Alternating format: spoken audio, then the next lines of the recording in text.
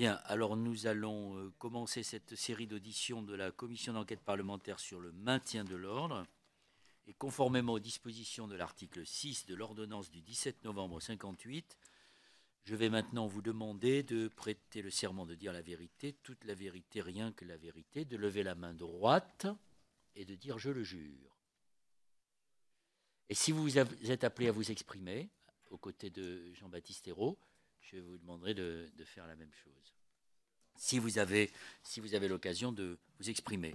Donc la méthode que nous avons mise en œuvre avec monsieur le rapporteur Pascal Popelin, c'est de vous demander votre intervention pendant une dizaine de minutes sur ce que vous avez vécu et sur les observations que vous pouvez formuler quant au maintien de l'ordre dans notre pays et aux propositions que vous pourriez faire pour l'améliorer.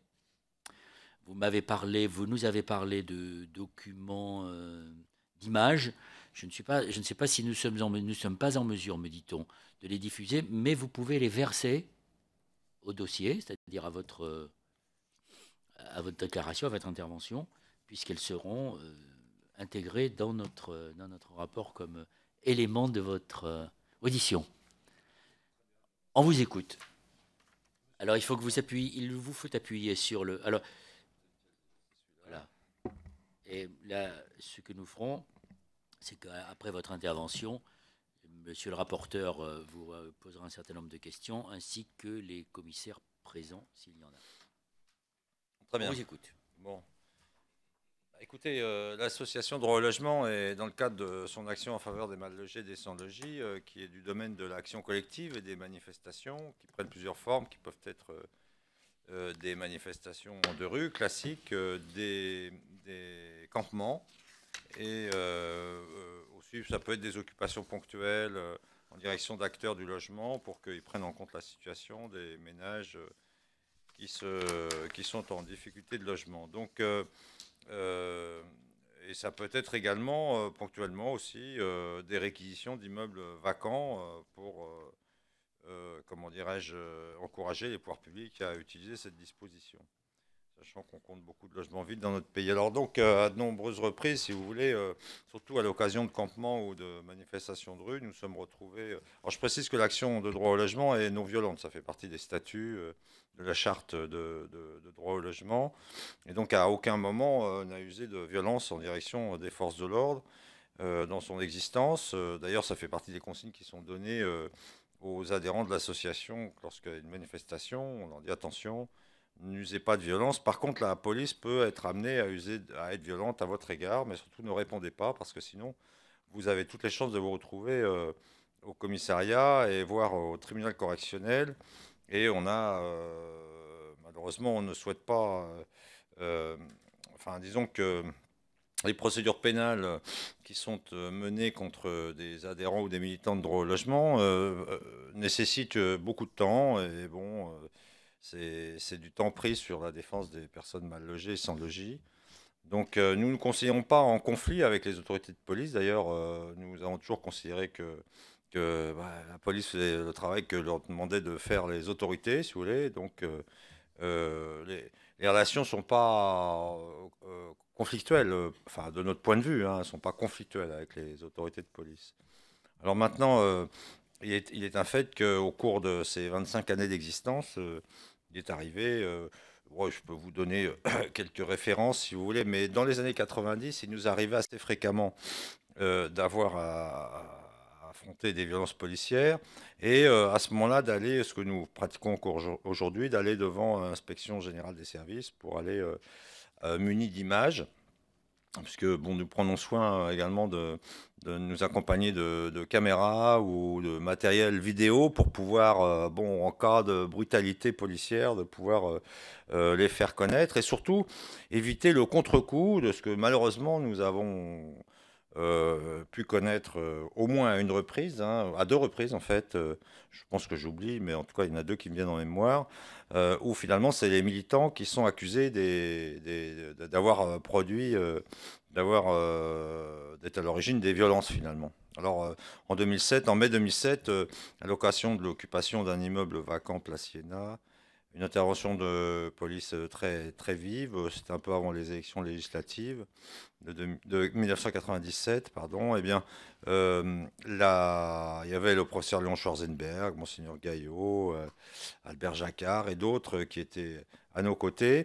Et là, quatre militants qui s'étaient mis à l'extérieur de l'immeuble pour discuter avec les forces de l'ordre, bon, ont été brutalisés et cognés, bon, et ensuite ont été poursuivis pour violence à agent.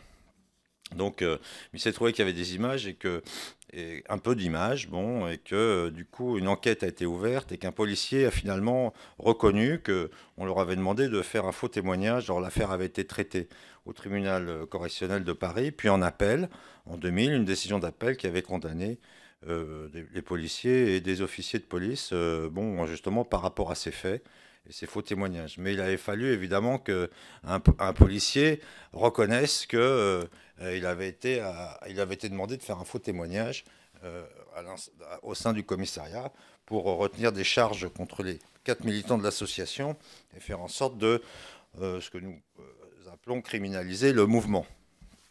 Donc on a eu un cas plus récent dans ce domaine-là qui m'a visé en fait directement, puisque en décembre 2012, à l'occasion d'une manifestation déclarée devant la préfecture de région Île-de-France, la police nous a encagés, alors c'est le terme qu'ils emploient, bon, et nous avons compris d'ailleurs que c'était parce qu'il y avait la visite du ministre de l'Intérieur à ce moment-là, ça tombait à ce moment-là.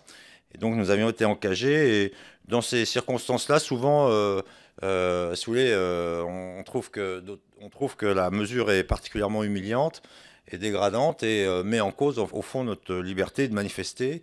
Donc il arrive que lorsque deux policiers laissent un espace, à ce moment-là, l'un d'entre nous se faufile, bon, pour dire on n'est pas d'accord avec cette méthode et dénoncer la pratique. Alors là, à cette occasion, moi j'ai été brutalisé personnellement.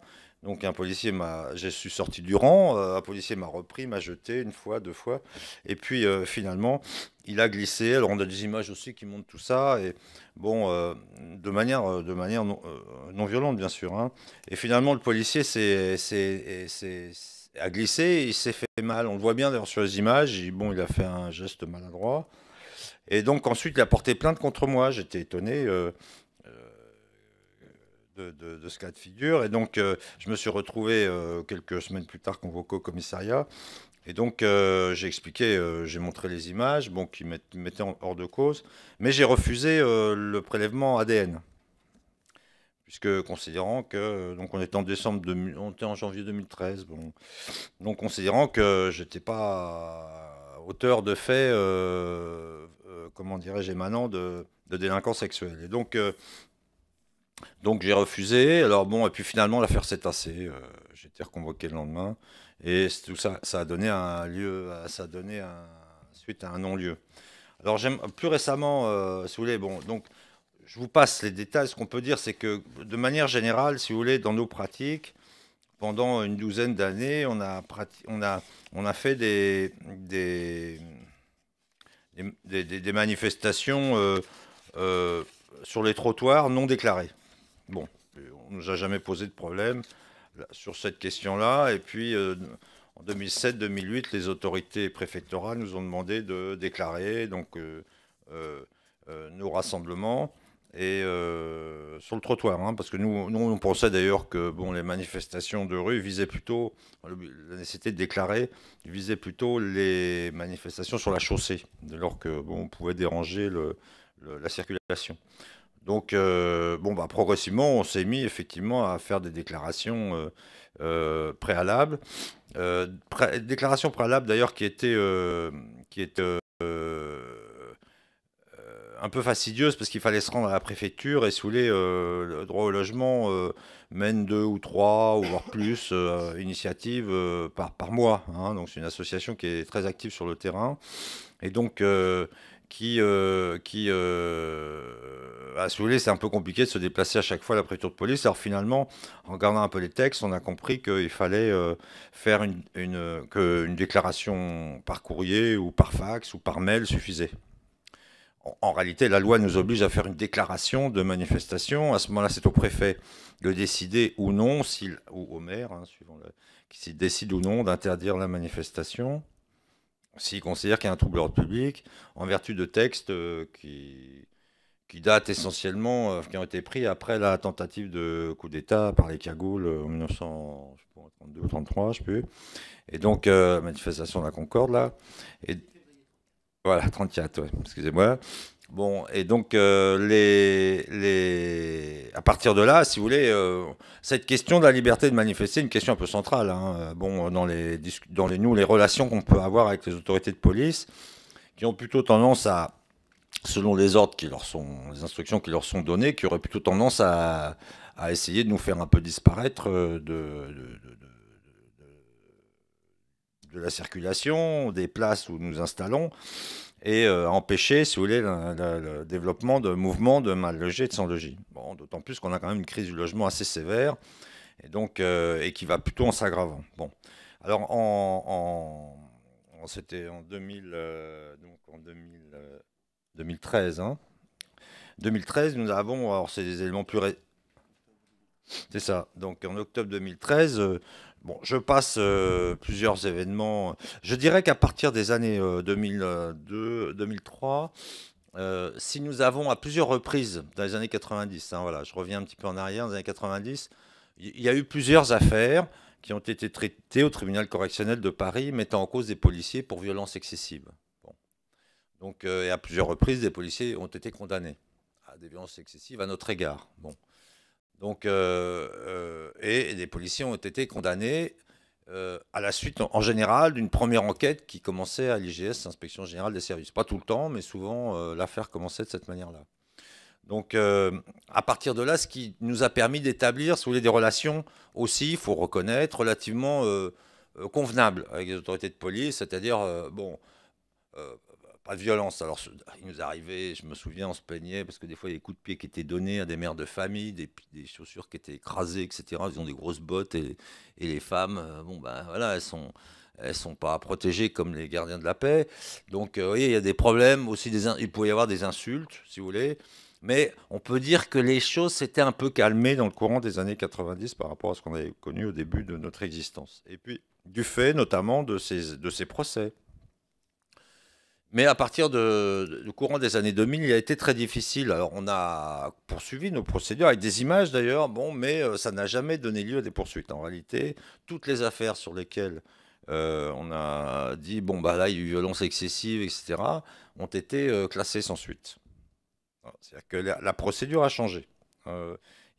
D'abord, aujourd'hui, il y a nécessité de passer automatiquement par l'inspection générale des services quand on met en cause une autorité de police. Et souvent, l'affaire, elle est enterrée. C'est vraiment le sentiment que nous avons. Hein. C'est que bon, on se sent aujourd'hui moins protégé que dans les années 90 par rapport à d'éventuelles violences policières.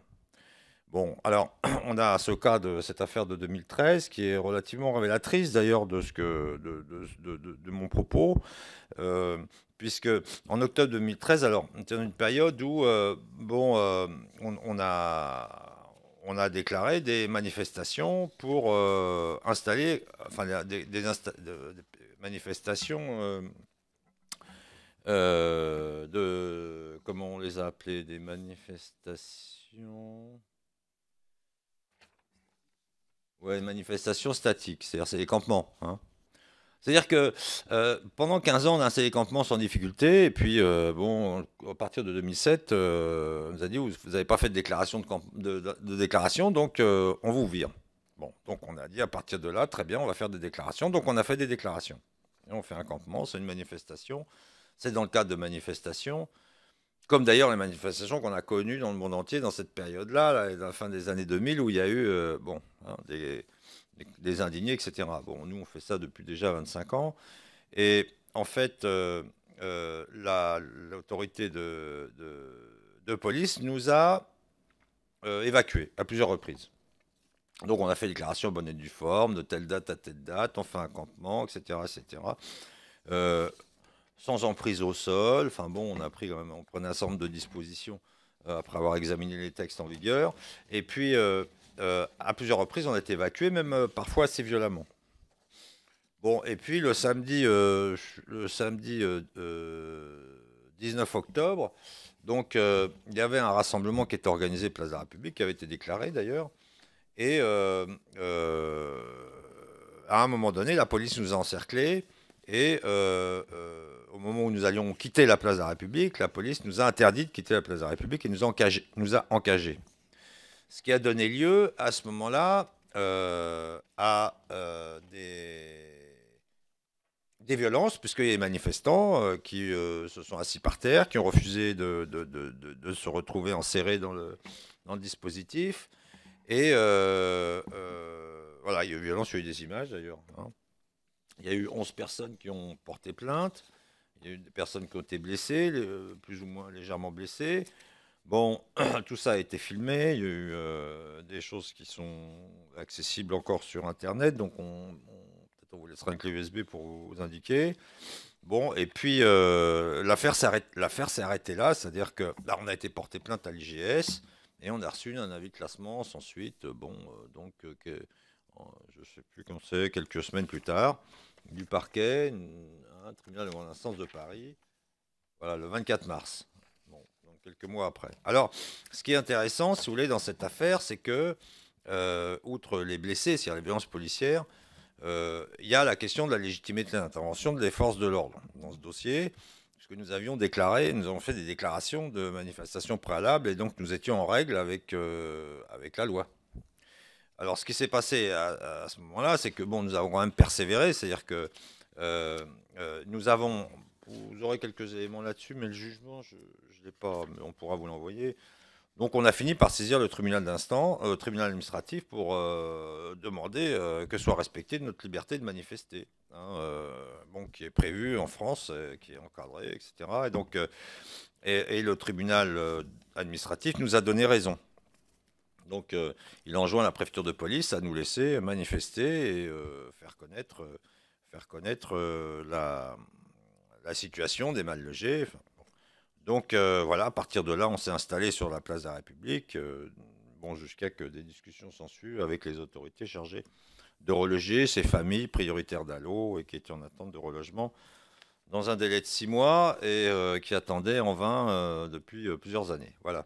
Bon, donc c'est vous dire que les autorités de police aussi peuvent être amenées, et ça, il y a plusieurs, il y a une gradation, on sent bien aussi qu'il y a des instructions qui sont données dans le mode d'intervention, la façon d'intervenir, puisque sur cette place de la République, la police est intervenue à 3 ou 4 reprises, hein, parce que nous étions revenus pour dire, bon voilà, nous voulons nous installer, et nous avions été évacués. Alors, une première fois, lorsque nous étions sur place, il y a un monsieur qui s'était fait d'ailleurs arracher l'oreille, hein, il avait l'oreille qui était décollée, un père de famille. Et puis, une deuxième fois, alors là, on était parti parce qu'on avait bien senti qu'ils allaient nous malmener. Et une troisième fois, bon, à l'occasion de ce rassemblement du 19 octobre, alors que là, on a bien senti qu'il y avait une volonté de faire peur un peu, bon, de monter un peu, enfin, allez-y, il faut les dégager, on ne veut plus les voir là, etc., etc. Donc, il y avait une certaine, ils avaient une certaine souplesse, une certaine marge de manœuvre, les policiers à ce moment-là. Voilà. Alors, par ailleurs, bon, ils ont été amenés à commettre des actes illégaux puisqu'on avait déclaré et que voilà, et bon, et tout ça donnait un avis de classement. Donc, si vous voulez, on a le sentiment aujourd'hui que il n'y a plus la vigilance. En tout cas, les moyens de recours devant la justice sont plus difficiles aujourd'hui que dans les années 90. Paradoxal, mais c'est notre sentiment, nous, dans notre pratique quotidienne.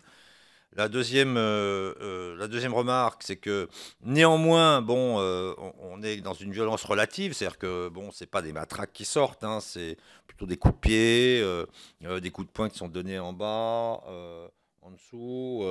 On sent que, enfin, oui, il peut y avoir un peu étranglement, ouais, c'est ça, ouais. Bon, mais pas, bon, un- qu'est-ce qui peut Bon, on n'est pas dans le cadre effectivement, de brutalité comme celle qu'on a pu voir, on a pu connaître à Sivins ou ailleurs. Bon, avec une intervention frontale, bon, avec un armement, etc., etc. Donc ça, par contre, ce qu'on peut dire, c'est que dans le maintien de l'ordre en milieu urbain et dans le cas d'actions, d'initiatives qui sont non violentes et qui sont déclarées, qui sont reconnues légales d'ailleurs par les autorités judiciaires, bah, il y a également une action qui est une intervention qui est disproportionnée et qui n'est pas et qui peut s'avérer illégale d'ailleurs. Voilà.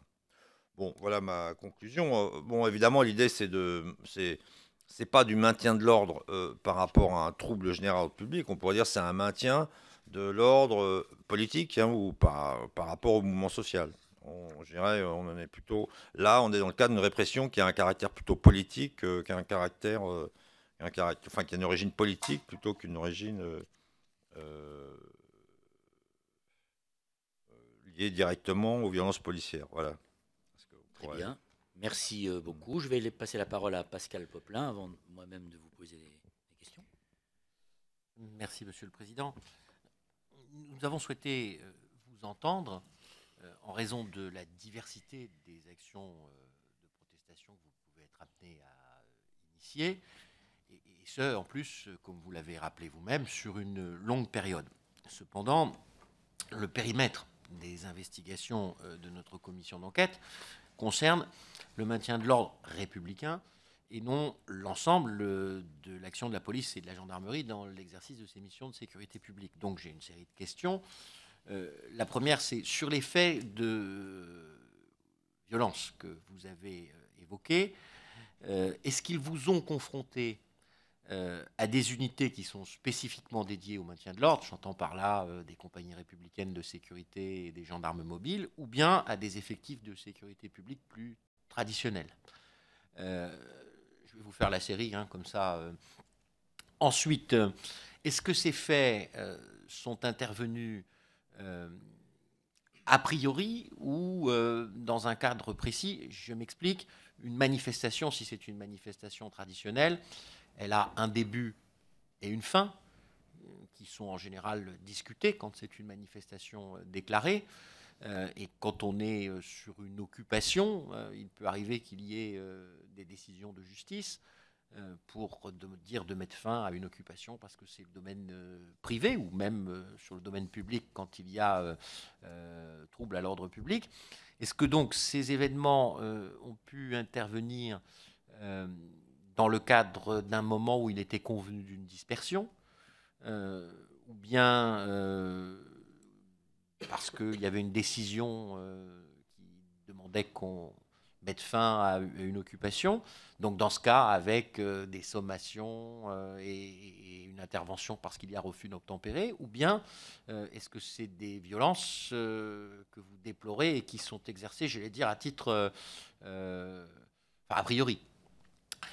Enfin, vous avez, non pas enfin, parce que j'en ai encore une autre, mais vous avez évoqué les relations avec les autorités de police et préfectorales, si j'ai bien compris votre intervention, plutôt pour les qualifier de relations qui, au fil du temps, disons, sont convenables, sans être franchement amicales. Vous avez évoqué la stratégie qui est la vôtre de plutôt privilégier maintenant déclaration préalable à d'autres initiatives, même si j'imagine aussi que c'est un régime, la déclaration préalable, qui ne peut pas convenir à toutes les actions que vous envisagez, parce que si vous décidez d'aller occuper tel ou tel immeuble, j'imagine que pour le succès de l'opération, vous n'allez pas avant aller le dire aux autorités des pouvoirs, enfin au pouvoir public. Est-ce que vous considérez néanmoins que le fait de procéder à cette déclaration préalable rend finalement plus aisé le déroulement de votre initiative parce qu'il y a eu une concertation avant, parce que vous êtes à ce moment-là en face d'un dispositif de maintien de l'ordre qui est adapté, ou bien est-ce qu'au contraire vous considérez que ce type de déclaration est plutôt une source de difficulté supplémentaire à la concrétisation de votre initiative? Enfin, dernière question. Vous avez rappelé au tout début de votre audition le caractère non violent de votre association et donc y compris écrit dans ses statuts.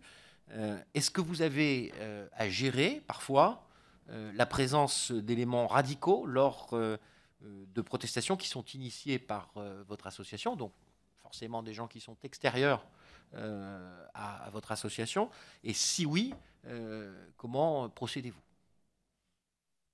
Je vais, pour qu'on soit complet, je vais ajouter une ou deux questions. Quand on vous écoute, on a le sentiment qu'il y a quand même une forme de régression par rapport à la capacité de liberté d'expression. Puisque pendant longtemps, comme vous l'avez expliqué, vous n'aviez pas besoin de déclaration préalable, puis ensuite on vous les a demandées, et maintenant vous parlez d'engagement, c'est-à-dire ce procédé qui consiste à vous cerner et à vous empêcher de quitter un lieu qui n'est pas conforme à la doctrine du maintien de l'ordre et au respect de la liberté d'expression et du droit de manifester. Est-ce que vous considérez qu'aujourd'hui, il y a disons non pas une dérive, mais une lente dégradation du droit à la liberté d'expression et de manifester dans notre pays?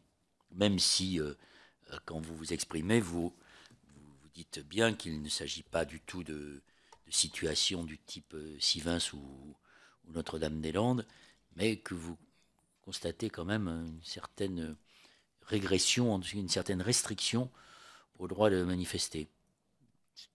Voilà les questions que je voulais. Éric Stroman. Oui, merci Monsieur le Président. Vous avez une longue expérience de 25 ans, si j'ai bien compris. Oui. Est-ce que vous voyez un traitement différent de l'encadrement des manifestations en fonction de la couleur politique du gouvernement? Est-ce que ça a une incidence sur les conditions d'encadrement des manifestations? Et puis, est-ce que vous constatez un raidissement depuis 2012, toujours dans ces conditions d'encadrement?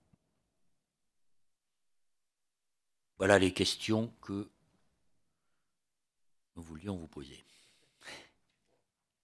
Enfin, qui sont suscitées par votre intervention. Bien sûr. Alors. Même si, je le précise, comme l'a précisé notre rapporteur, c'est vrai que la commission d'enquête, elle s'intéresse à ce qu'on appelle le maintien de l'ordre, et vous l'avez très bien précisé, les manifestations que vous organisez ne sont pas du tout, n'ont rien à voir avec, par exemple, ce qui se passe à Sivens, où on envoie des gardes mobiles qui sont formés pour ça, et qui sont sur des... Mais c'est aussi, d'une certaine manière, le maintien de l'ordre, c'est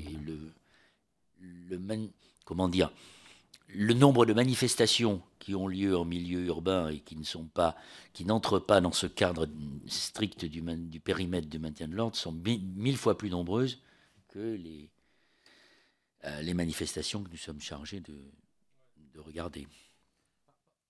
Monsieur le Président, pour préciser ce que je voulais dire, c'est que il y a une différence. C'est vrai que la frontière est ténue, hein, Oui, tout à fait. mais il y a une différence entre, par exemple, le recours à la force publique pour exécuter une décision de justice, qui n'entrera pas dans le cadre de ce qu'on considère être le maintien de l'ordre, dans le champ du maintien de l'ordre républicain. Et après, il est vrai qu'entre la manifestation traditionnelle, déclarée, qui va d'un point A à un point B et qui est encadrée par des forces de l'ordre, il peut y avoir aussi d'autres initiatives, formes nouvelles. On a longuement parlé des zones à défendre dans cette commission, mais également des occupations, etc., qui font à ce moment-là l'objet d'opérations de maintien de l'ordre. Pas toujours d'ailleurs, c'est pour ça que j'ai posé cette question, remplie par des unités spécifiquement dédiées au maintien de l'ordre. Et là, effectivement, je pense que ça rentre dans notre champ. C'est-à-dire que notre champ n'est pas celui du problème de CRS, gendarmes mobiles, et on ne s'en tient qu'à cela, mais il est de la nature de l'opération qui est menée et qui est demandée, et ce n'est pas la même chose si c'est simplement de veiller au bon déroulement d'une initiative qui se déroule sur la voie publique ou si c'est de faire exécuter une décision de justice. C'est ça que je voulais dire. Oui, c'est aussi la question de la formation des personnes qui sont en face de vous. C'est pour ça que j'ai posé la question de qui. On peut se trouver très souvent dans des situations où les personnels chargés du maintien de l'ordre ne sont pas formés comme, par exemple, des gardes mobiles qui sont dédiés à des fonctions très particulières. Oui, c'est militaire. Alors, Oui. oui, on a affaire en général plutôt à sécurité traditionnelle, c'est-à-dire à Paris, quoi, en tout cas pour Paris, qui sont constitués de policiers, je crois, qui sont volontaires pour, je ne sais plus quel est le nom de cette formation. Donc on a souvent affaire à eux, mais ils sont quand même habillés, ils sont équipés, quoi. Hein, mais effectivement, on n'a pas toujours affaire à des CRS ou des gardes mobiles. C'est assez rare d'ailleurs qu'on ait affaire à des gardes mobiles, bien que ça nous soit arrivé déjà. Notamment en 2007, quand on campait rue de la Banque. On avait organisé un campement. Et à ce moment-là, les gardes mobiles avaient organisé un piquet, enfin les autorités avaient organisé un piquet de gardes mobiles pour nous empêcher de nous réinstaller sur la chaussée. Alors à cette période-là, on installait les tentes sur la chaussée. Bon, et d'ailleurs, on faisait pas de déclaration préalable. C'était pas nécessaire puisque depuis 17 ans, on menait ce type d'initiative sans que ça pose de problème particulier. Mais l'autorité préfectorale avait décidé à partir de là de dresser des procès-verbaux, de nous emmener au tribunal de police, ce qui avait donné lieu à des condamnations pécuniaires. Et suite à quoi nous avions fait appel et l'association avait été relaxée d'ailleurs en cours d'appel. Hein. Donc ils avaient cherché à nous incriminer en nous reprochant d'avoir, comment dirais-je, installé des déchets sur la voie publique. Enfin, d'avoir débarrassé des encombrants sur la voie publique. Donc, et à cette occasion, donc, le tribunal correctionnel nous avait condamné à 12 000 € d'amende, et puis la cour d'appel nous avait relaxé. Bon, considérant que les tentes, c'était pas exactement des encombrants et des objets qu'on laisse. Alors, bon, on sent bien que la préfecture cherchait à ce moment-là une manière d'empêcher finalement le mouvement, le mouvement. Bon. Donc il y a une volonté politique au fond d'empêcher, et c'est souvent ça notre problème. Alors maintenant, qui intervient? Donc la sécurité, j'ai pas le nom, mais c'est la sécurité parisienne, hein, force de sécurité parisienne. Il arrive donc que ce soit les gardes mobiles aussi, et puis les CRS par exemple, de mémoire, Place de la République, là, le 17 octobre 2013, le 19 octobre 2013, c'était des CRS. De mémoire, hein, à vérifier. Bon, alors, est-ce que les relations sont différentes suivant les corps de police qui interviennent? Est-ce que les modes d'intervention sont différents? Ouais, les comportements.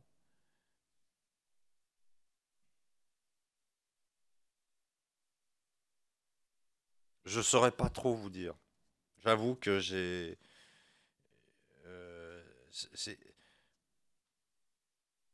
c'est plutôt nous le sentiment qu'on a, c'est les officiers qui dirigent, qui donnent on va dire ouais, la tonalité de l'intervention. Voilà, c'est ça le terme. Oui, du commissaire. Si c'est une manifestation, l'engagement de la force publique doit répondre à une instruction qui est donnée par le préfet ou son représentant.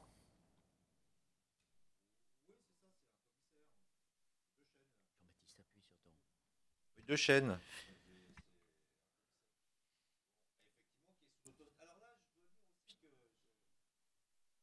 Pourquoi ça s'éteint tout le temps?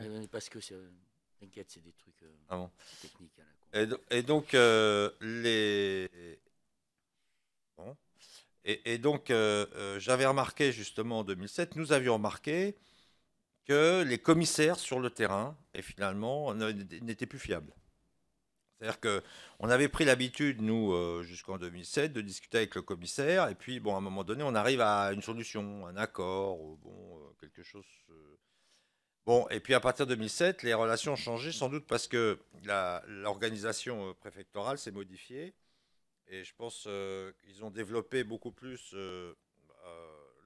l'observation et le poste de commandement central, avec une observation vidéo, etc. etc. Donc, et donc des instructions qui sont données directement par le représentant du cabinet ou du préfet, qui n'est pas forcément sur place, mais qui est à la préfecture et qui regarde ce qui se passe. Donc, à partir de là, ça a un peu, comment dirais-je, le commissaire, on pouvait, parce qu'on a remarqué à plusieurs reprises qu'on passait un accord avec le commissaire, et puis en réalité, il revenait dessus 10 minutes après. Donc, si vous voulez, ça, forcément, ça enlevait tout crédit à l'autorité de police sur place. Bon.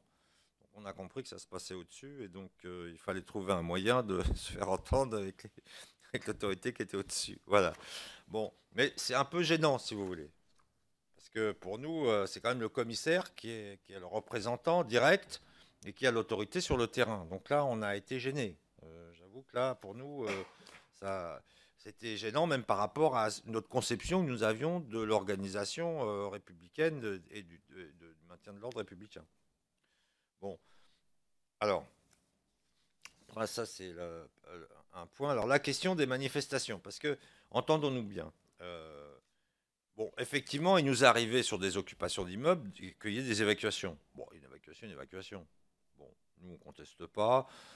En règle générale, on s'en va. Bon, si l'autorité décide de nous évacuer, même si on considère que la décision d'évacuation n'est pas forcément légale, on s'en va. D'autant plus que, si vous voulez, dans un immeuble, il y a des dangers, il y a des risques, il y a des escaliers, etc. Donc, si vous voulez, on veut éviter qu'il y ait des blessés. Donc, une évacuation qui s'organise aussi avec l'autorité sur place, souvent.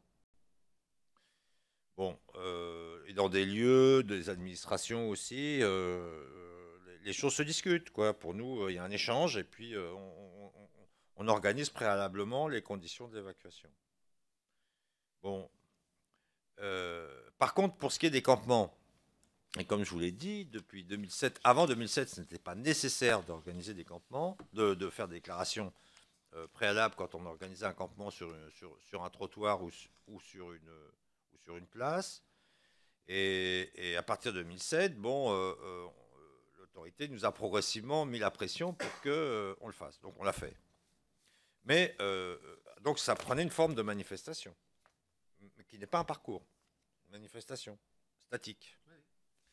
Alors, manifestation statique, là, je pense qu'on a dû vous mettre objet, déclaration de manifestation, place de la République, par exemple,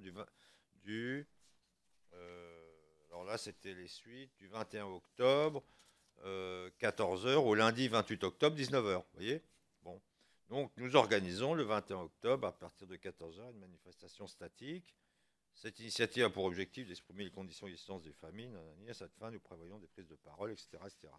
Et, d'ailleurs, je n'étais pas revenu sur ce fait, mais l'autorité préfectorale s'est bien rendu compte le 17 octobre, enfin, je suppose, ils ont dit, le 19 octobre, ils ont dû se dire, tiens, il y a quelque chose qui ne va pas.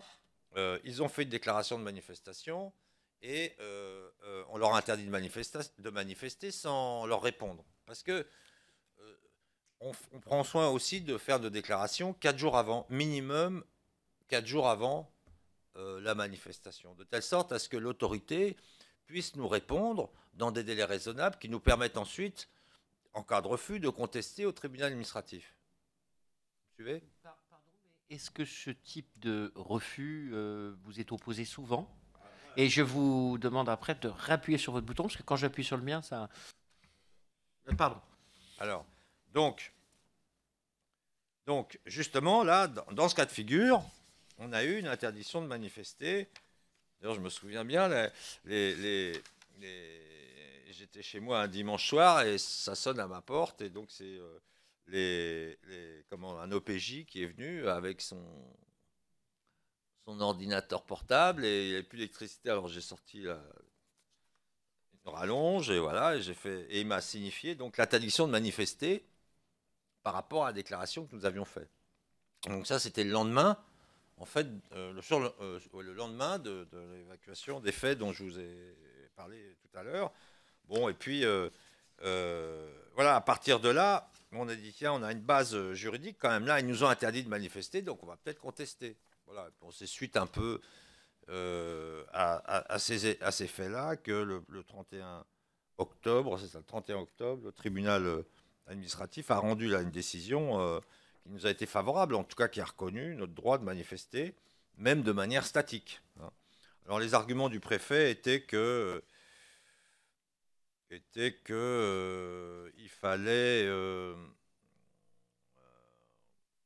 l'occupation du domaine public routier n'autorisée que si elle a fait l'objet d'une permission de voirie, donc il fallait demander à la mairie. Enfin, en gros. Hein. Voilà. Quelle année, ça? Ça, c'est 2013. D'accord. Hein. Voilà. Bon, et puis le tribunal administratif a contesté. Enfin bon, il nous a donné raison. Donc du coup, on a pu s'installer librement, si vous voulez, sur la place de la République,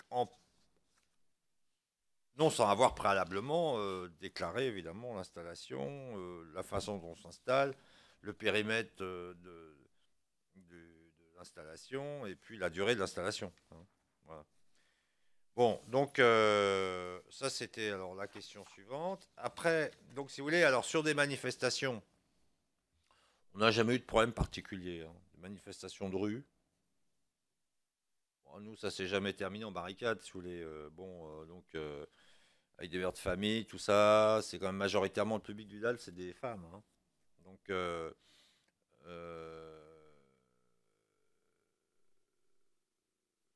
plutôt les mères de famille et les femmes qui sont en avant dans ce combat, parce que elles sont très préoccupées par ce sujet. Et donc voilà, il n'y a jamais eu de débordement, si vous voulez.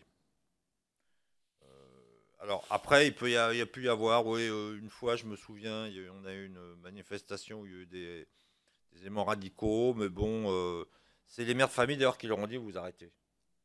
Vous arrêtez, on veut pas de vous. Elles ont fait elles-mêmes leur service d'ordre, si vous voulez. Et elles l'ont fait très bien. Et bon, ils sont partis, ils ont dit bon, ok, c'est bon, on a compris. Et voilà, comme ça s'est réglé sans souci. C'est pas des trop méchants. Même si. On n'a jamais été agressé par des mouvements, on va dire, racistes ou d'extrême droite. Souvent, On pourrait... Je faisais aussi référence dans ma question à un certain nombre d'éléments qui peuvent arriver dans des manifestations tout à fait pacifistes ou des éléments qui parfois ne se sentent pas du tout concernés par l'objet de la manifestation mais qui ont envie ou d'aller casser des vitrines ou d'aller provoquer la police et qui donc s'insèrent dans ce type de mouvement et souvent pourrissent la vie de ceux qui sont venus manifester pacifiquement. Donc la question que je vous posais, c'est si vous aviez été confronté à ça. Alors, on n'est pas très nombreux. Enfin, manifestation, c'est 2000, 3000 personnes, si vous voulez, maximum. Bon, donc, voire 5000 ou 10 000 exceptionnellement, mais si vous voulez... déjà, le fait qu'on ne soit pas très très très nombreux, ça nous permet de mieux maîtriser. Hein. Bon, en information, on l'a. D'ailleurs, la préfecture de police ne nous a jamais posé de problème de ce point de vue-là. Hein. Ils savent bien que ça se passe bien, enfin qu'il n'y a pas de... Il n'y a pas de débordement. En fait, il n'y a pas de débordement dans nos manifs. Hein. Alors, dans les autres questions, génération préalable, bon ben ok. Alors ouais, c'est ça. Dispersion. Bah, dispersion, oui, on disperse quoi. À un moment donné, on dit bon bah c'est fini, la manifestation est terminée. On est toujours dans des cadres qui sont maintenant, on est dans des cadres qui sont vraiment annoncés, écrits, qui sont programmés en quelque sorte. Ouais. La question que je posais, c'est par exemple quand vous évoquez des coups de pied, des choses comme ça, parce que Ouais. c'est les Ouais. les points que vous nous avez signalés. Est-ce qu'ils interviennent à l'occasion de moments de dispersion, etc., ou est-ce que c'est a priori comme ça au cours d'une opération? Ça dépend. D'ailleurs, c'est... Ça dépend de la fébrilité du moment, sans doute. Alors, oui, alors ça, c'est... Je vous pose la question parce que... Il y a une période où les autorités de police cherchaient, si vous voulez, à anticiper dans les actions qu'on allait conduire. actions sur lesquelles on n'avait pas fait de déclaration préalable. Par exemple, je me souviens on avait été au conseil régional pour demander qu'il y ait plus de logements sociaux qui soient construits, etc. C'est il y a 15 ans. Hein. Et il y avait le professeur Léon Schwarzenberg qui était avec nous. Bon. Et on était sortis du métro. Il y a une distance entre le métro, si vous voulez, et le conseil régional. Bon, et l'autorité de police nous suivait, à cette période-là, ils nous suivaient en surface. C'est-à-dire qu'il y avait les renseignements généraux qui étaient avec nous dans le métro, et au-dessus, pimpon, on les entendait d'ailleurs qui passaient. Donc on se doutait qu'en arrivant, on risquait de les avoir à la sortie, on risquait de les trouver. Bon. Et puis, donc comme on faisait à ce moment-là, on sort, on court et on essaie d'arriver avant les forces de l'ordre. Bon. Et là, alors eux sortent de leur car, ils courent aussi, et là, bon, automatiquement, à un moment, bon, ça. Je comprends. Là, bon, le pauvre Léon Schwarzenberg, il avait été bousculé, il était tombé, il s'était fait mal à l'épaule. C'est très douloureux d'ailleurs. Il se plaignait. Bon, donc on avait dit d'ailleurs à la préfecture de police, on a dit écoutez, trouvez d'autres modalités parce que là, à un moment donné, il va y avoir vraiment des blessés dans cette histoire. Donc contrôlez un peu vos hommes. Bon, nous, on n'est pas non plus. Faut trouver soit vous arrivez avant, vous installez, bon, on est bloqué, voilà. Soit vous. Mais le truc où il y a deux policiers qui courent plus vite que les autres et puis qui arrivent et qui attrapent, enfin bon, ça, c'était la plus mauvaise configuration. Bon.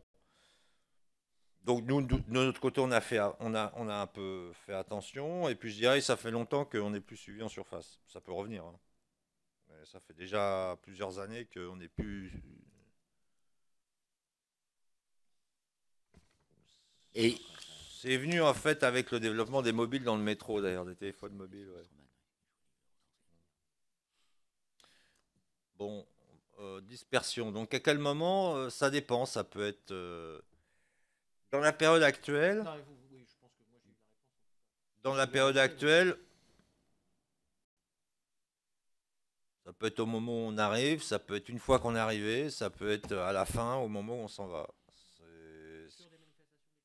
Oui, je vous parle de la place de la République. Il y a eu plusieurs des interventions de police à plusieurs reprises. Et donc, c'est arrivé aux 3 moments. Pardon, mais... Déclaré, c'est-à-dire... Pour bien comprendre, c'est-à-dire là, je confronte la théorie et la pratique, enfin votre pratique. Si vous êtes sur la place de la République dans le cadre d'une manifestation qui est autorisée. Non, alors attendez. Entendons-nous bien. C'est là qu'on doit avoir une petite divergence sur les textes en vigueur. Il y a une obligation en France de déclarer une manifestation. Oui, je suis d'accord. J'ai employé un terme impropre. D'accord. Donc si vous êtes dans une manifestation qui n'est pas interdite, voilà. Ce qui est une différence avec une manifestation autorisée, vous avez parfaitement raison. Donc excusez-moi, mais c'est vrai qu'il faut être précis dans les termes. Donc, en tout cas... Oui, parce que l'enjeu est là. Oui, non, mais personne, je crois, dans les travaux de cette commission, n'a imaginé une seule seconde faire un régime d'autorisation préalable. Oui, parce qu'on connaît ça dans d'autres pays, si vous voulez. En revanche, la manière dont on fait respecter les modalités d'une interdiction, dont, en tout cas, quand on regarde les statistiques et quand on auditionne le préfet de police, on nous donne des chiffres qui montrent que les interdictions sont exceptionnelles. Oui. C'est-à-dire que la pratique est plutôt de ne pas s'opposer. Hein. Bon, donc vous êtes, dans le cas de la place de la République, dans quelque chose qui n'a pas été interdit. Donc ma question est, à partir de ce moment-là, vous êtes donc, c'est ce que vous nous dites, confronté à une intervention des forces de sécurité publique, je ne sais pas si c'est des forces de maintien de l'ordre ou si c'est des forces de sécurité publique, qui peuvent être amenés à exercer des violences alors qu'on est dans le cadre du respect de la manifestation telle qu'elle a été déclarée, et y compris dès le départ. Bon, vous comprenez que c'est important pour nous de comprendre comment ça se passe, puisque toute la doctrine du maintien de l'ordre républicain consiste à dire qu'il y a une présence à distance des forces de sécurité qui sont là pour réguler, canaliser, y compris permettre, s'il y a un blocage de la circulation, d'assurer que la vie, par ailleurs, se déroule le plus normalement possible, et que l'engagement de la force, de manière proportionnée, n'intervient qu'à partir d'un moment où il y a non-respect, soit de la loi, parce qu'il y a eu une voie de fait, une exaction, une dégradation, ou quelque chose, ou bien quand il y a eu des consignes de dispersion qui ont été données, qu'elles n'ont pas été respectées, qu'il y a eu des sommations, etc. Donc ça, c'est la théorie. Ce que vous dites, ça ne correspond pas à la théorie. Donc j'essaie de comprendre à quel moment et dans quelles conditions ça se produit. Parce que autant il n'est pas, de mon point de vue de républicain, acceptable qu'à partir du moment où on a dit c'est fini et qu'il faut partir, qu'on n'en tempère pas, autant il est tout aussi inacceptable que quelques citoyens que ce soit, dans une opération qui n'a pas été interdite, prennent un coup de pied. Ne serait-ce qu'un coup de pied ou une bousculade. Voilà. Ou encagé. Parce que là, également, on avait été encagé à ce moment-là. On a les images de ça. C'est ça, hein, donc, on pourra vous laisser une clé USB ou quelque chose comme ça. On vous l'enverra parce que faut pas de problème. Bon. On va vous laisser quelques documents là, justement, qui réfèrent à cette période. Je vous ai fait un peu un déroulé un peu long, mais bon, c'est un peu la dimension, c'est la distance qu'on peut avoir sur justement les relations qu'on a avec les autorités de police. Mais les derniers faits sont 2013, où manifestement la préfecture de police considérait que l'installation d'un campement ne pouvait être tolérée. Bon. Donc les demandes de manifestation, déclaration de manifestation de droit au logement ont été remises en cause par l'autorité de police sans pour autant nous signifier préalablement l'interdiction de manifester. Ce qui ne nous a pas permis, d'ailleurs ce qui ne nous permettait pas de contester l'interdiction de manifester. Vous me suivez? Tout à fait. Donc dans un deuxième temps, là, parce qu'il s'est trouvé qu'on avait avec nous un magistrat à la retraite qui était un voisin et qui venait nous voir et qui venait nous rendre visite et qui nous a dit mais qu'est-ce qui se passe? Je ne comprends pas ce qui se passe ici. Donc il nous a aidé un peu, il a été discuté avec le commissaire en disant mais vous savez, pour interdire une manifestation, il faut quand même le signifier. Ils ont fait une déclaration de manifestation dans les délais, etc. Et donc ce qui fait que le lendemain des faits de ces brutalités policières, on nous a signifié donc une interdiction de manifester. Là pour le coup, une interdiction de manifester, mais qui n'était pas justifiée, puisque le tribunal administratif a contesté justement les arguments de la préfecture de police. Vous me suivez? Voilà. Donc voilà un peu le contexte. Alors, depuis, nous n'avons pas installé de campement de longue durée, donc je ne saurais pas vous dire quelle va être la doctrine de la préfecture de police si ça se reproduit. Mais ça risque de se reproduire très prochainement, puisque malheureusement la situation continue à se dégrader. Donc si votre commission est encore en service, enfin en activité, au travail, quoi, ben à ce moment-là, on vous dira de quoi il en retourne. Merci beaucoup. On va clore notre. Alors, Éric Stroman. Politique. Oui, c'était la dernière question. Oui, pardon. Ben, parce que comme on doit enchaîner. On va dire comment on pourrait. Je pense que effectivement, le traitement est pas le même suivant la sensibilité politique du gouvernement.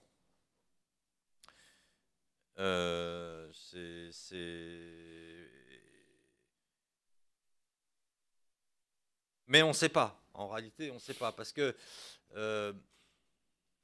justement, c'est une question qu'on s'est posée dans les années 2002 à 2012. Donc, il y a eu quand même des affaires difficiles pour nous, avec des personnes qui ont été, comme je vous l'ai dit, qui ont été blessées.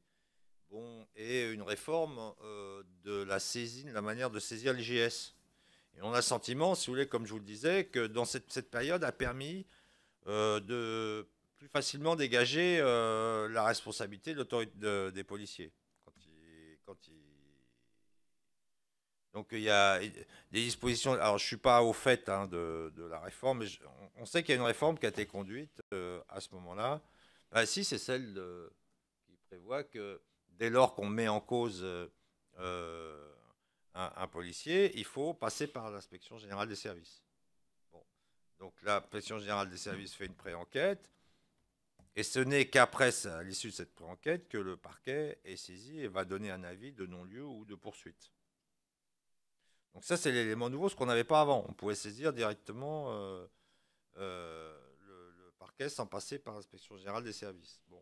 Et nous, le sentiment qu'on a, c'est que les policiers sont mieux protégés aujourd'hui dans ce cadre-là qu'avant. Voilà, c'est le sentiment qu'on a dans le cadre, nous, des manifestations qu'on a conduites et des conflits qu'on a pu... enfin, des difficultés qu'on a pu rencontrer.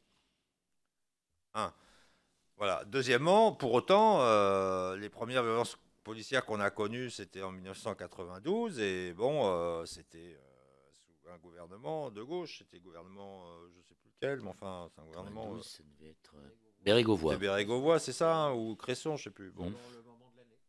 Voilà, c'est ça, c'était en juillet, je crois que c'était en juillet. Bon. Alors, donc voilà, et là, je peux vous dire, les matelas, il y avait des matelas installés devant l'immeuble vide, c'était ça, on avait fait, et les matelas avaient volé avec les bébés dessus, etc. Enfin bon, on était même surpris par la violence de l'intervention. Donc vous voyez, c'est pas, je suis pas sûr qu'il y ait des grandes différences en réalité. Bon, actuellement.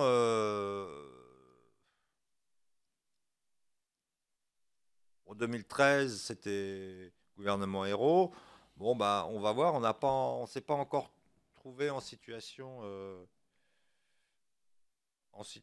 avec le gouvernement Valls, en quelque sorte. Hein. Donc, on va voir. Ça va peut-être arriver. Je ne saurais pas vous dire. Bon, il y a un petit point. Je ferai une petite remarque complémentaire, mais je ne sais pas si c'est dans le sujet. Mais récemment, là, il y a eu l'évacuation d'un immeuble pour des raisons de sécurité. Bon, c'est un immeuble de retraités, un hôtel meublé, les Chibani, un hôtel de Chibani. Oui, tout à fait. Et donc, la préfecture de police a jugé nécessaire d'évacuer pour la protection des occupants. Bon, peu importe après ce qu'on en pense, mais surtout ce que nous disons depuis longtemps au fond, c'est que la façon dont la préfecture de police procède quand elle fait une évacuation pour raison de sécurité, ça est vécu, en tout cas par les personnes évacuées, comme une expulsion brutale. Bon, et comme une opération agressive qui les agresse. Bon. Or, si vous voulez, l'évacuation, il s'agit quand même fondamentalement de protéger des personnes, de les mettre en sécurité. Bon, alors nous, on pense qu'il faudrait modifier les pratiques. Et alors, je ne sais pas si ça rentre dans le cadre de la commission. Mais nous, on pense que quand il y a évacuation pour péril, parce qu'il y a un risque d'effondrement, ou pour insécurité, parce qu'il y a un risque d'incendie, que les normes de sécurité incendie ne sont pas respectées, eh bien, il faudrait que la préfecture de police, plutôt que de dégager une centaine de policiers au petit matin à 6h30 qui vont toquer aux portes, allez, prenez vos affaires, dégagez, etc. Ensuite, les gens sont mis dans des cars, et puis emmenés, ils ne savent pas trop forcément où ils sont emmenés. Nous, on pense qu'il faudrait modifier la conception de ce type d'opération, on va dire, bon, bah écoutez, voilà, on prépare, on informe, les gens savent où ils vont aller, etc. Il y a des discussions. Vous voyez, on évite quand même l'opération, sauf s'il y a une urgence, un péril imminent, si vous voulez, bon. Mais même dans ce cadre-là, à notre sens, il y a moyen de mieux préparer les habitants et éviter,